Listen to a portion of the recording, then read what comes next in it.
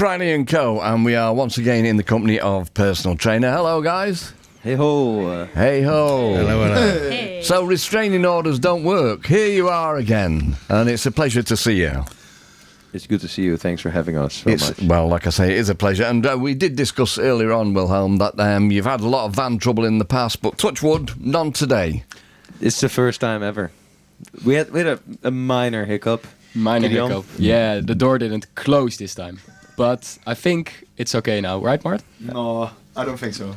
We'll see tonight. I did mention before, I think that it's probably, just thinking about the regular occurrences with vans, it's probably you lot and not the vans. I'm just saying. I think it's you lot, because it only happens here. Fair enough. That is fair enough. Okay, so, Wilhelm, please introduce your bandmates, because there's a slight difference from last time. Yeah, a little bit. We have Gideon Keizer over here, as always. Yay. On the percussion kit, second drummer, SPD. Then we have Abel Tuinsa on the keyboards. Yee. Yeah, and that's Fanti Marisova on the guitars. Very good. We have our newest member, Mart Bouwmans, on guitar and saxophone. Welcome. This is Ruben van Weegberg. You might know him from Can Shaker Pie. Also from Can Shaker Pie is Leon Harms behind the drum kit. You don't have to play anything. No, please don't. Not yet, anyway. So the album, Still Willing. I mean, it's a difficult second album, or was it just a breeze for you? Was it dead easy to do? For me, it was quite nice. We kind of did it the same way we did the first record. So that's Casper, who used to play bass with us. I think he was in here with us too, like the first time probably. Yeah. And we did the record together, the first one, and then we kind of built up kind of a language of how to kind of communicate, talking about music and like making stuff. So this felt a little easier because we had already done it before. You've got an understanding with Casper, haven't you? Yeah, I do, yeah. And that was really nice for this one. It felt like it went a lot quicker, like for the first bit.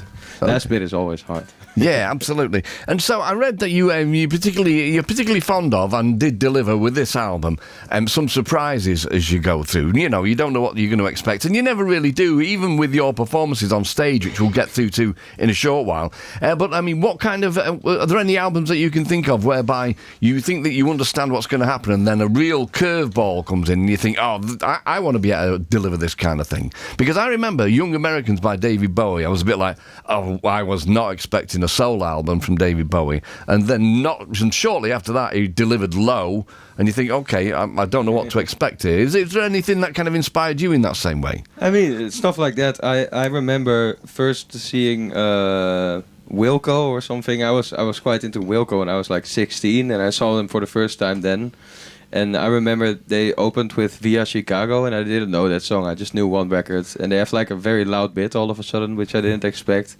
That really was very cool for me. I really like that a lot. And, well, they took some risks as well, getting Jim O'Rourke in and making Yankee Hotel Foxtrot as well, man. and that was an enormous shift. Yeah. And actually, they were told at the time, and they were dropped, weren't they? Actually, I think that record was almost shelved, and then when it came out to much acclaim. Yeah, there's a pretty fun documentary you probably saw. Yeah, really cool, really fun documentary to watch. I think it's called "I'm Trying to Break Your Heart." That's the one. Yeah. Right. I mean, funnily enough, the record company didn't want David Bowie to release Young Americans. They just thought it was a wrong record for him, and it delivered his first #1 in America. So you were thinking of recording the album live, because you are. Do you know, I do remember the first time I'd heard Personal Trainer mentioned, and it was a listener who got in touch, and I think it was whilst you were opening for Pip Blom, and somebody just got in touch and said, you need to hear this band, and so obviously we did, and the rest is history.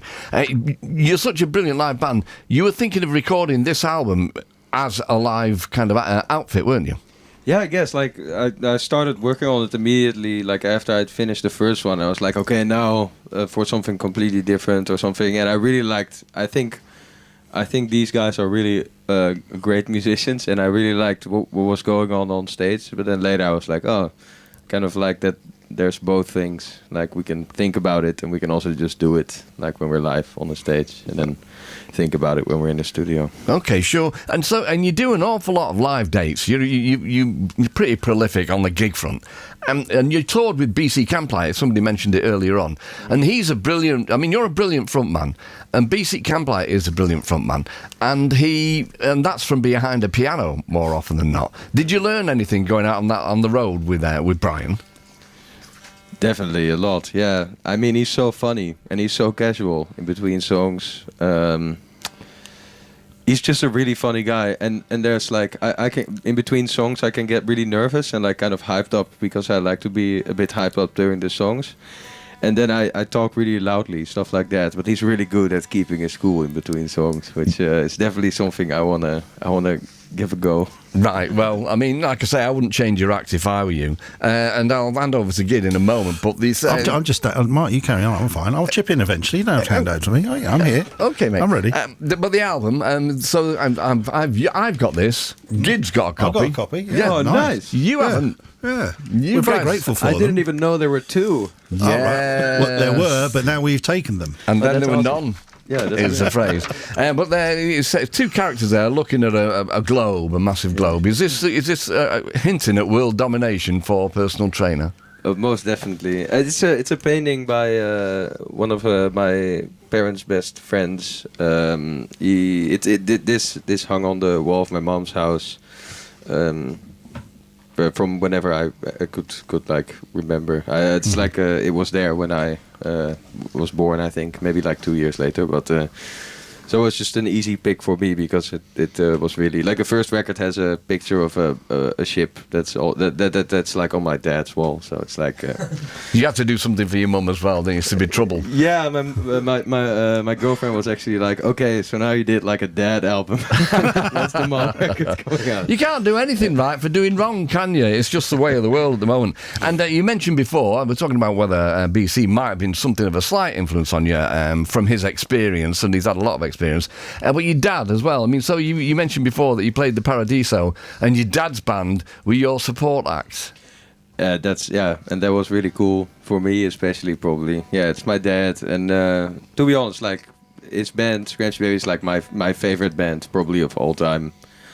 Yeah, it was really cool to have him, and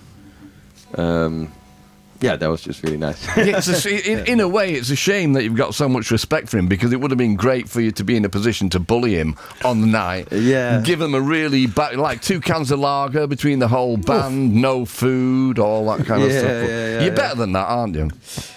I guess I'm better than that. You're better than that, of course you are. Okay, we've got a whole load of tour dates, and Gid's got the first section, which are all in this year. Then I'll pick up on the dates for next year. Can I just say that Graham in Capable of Fern's been in touch, so speaking of your tour dates, and he's looking forward to seeing you again tomorrow in Tunbridge Wells. I've seen them 4 times already this year, having seen them 9 times last year. I'm glad that tomorrow's gig is Tunbridge Wells, which is less than an hour down the road, whereas February I went to Bratislava to see them, and hopefully they'll have a new T-shirt for sale. Can confirm, because Marc Riley is basically today's merch stand. He's basically got the new T-shirt. He's got the LP in front of him on his little table, and we can confirm a new T-shirt, can't we?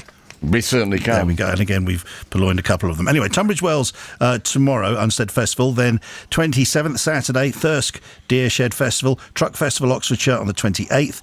Into August, the 1st, Shackerwell Arms, the aforementioned gig with Bug Club. Next Thursday, the 1st. Then a whole series of in-store appearances. Rough Trade East in London on the 2nd of August. 3rd, Pine Vinyl Portsmouth. Resident in Brighton on the 3rd. Totnes Drift on the 4th. Brighton Rough Trade on the 5th, same shop, different branch. Liverpool on the 6th, Leeds Jumbo in store on the 7th, Nottingham, the aforementioned Rough Trade this time on the also on the 7th. That's a busy day. Banquet in London on the 8th, and then Green Man Festival and Victorious Festival to come in August. I will I'm rattle done, through. Mark. Yeah, absolutely. I will rattle through the dates that start in February next year, which will be on the 14th in Manchester Gorilla. It's a Friday night. I thank you for that. I can go to that. And then the 15th, Newcastle The Grove. 16th, Edinburgh Match House. The 18th, Glasgow Room 2. The 19th, Belfast Ulster Sports Hall. 22nd, Liverpool District. 23rd, Birmingham Castle and Falcon. 24th, Bristol Thekla. 26th, London Earth. 27th, Portsmouth Wedgwood Rooms. The 28th, Oxford Academy 2. Finished off on the 1st of March, Brighton Chalk. Fabulous. Okay, well, you're going to do a mini gig for us now, which is 3 tunes. One of them's epic. What are the 3 tunes and in what order? First, we're gonna play the first song of our new record, which is about to come out on the 2nd of August. And it's a really hard one to play. Then we're gonna play a very easy one called Round, which we released before. And then we're gonna play a song called Testing the Alarm. Okay, great. Thank you, personal trainer. Thank you.